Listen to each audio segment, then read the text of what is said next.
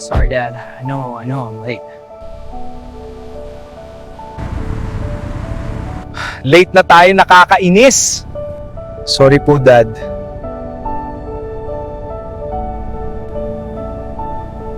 Anak, pasensya na ha, mainit ulo ko.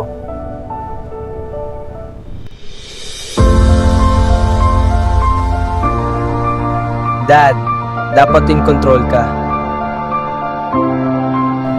Thank you, son.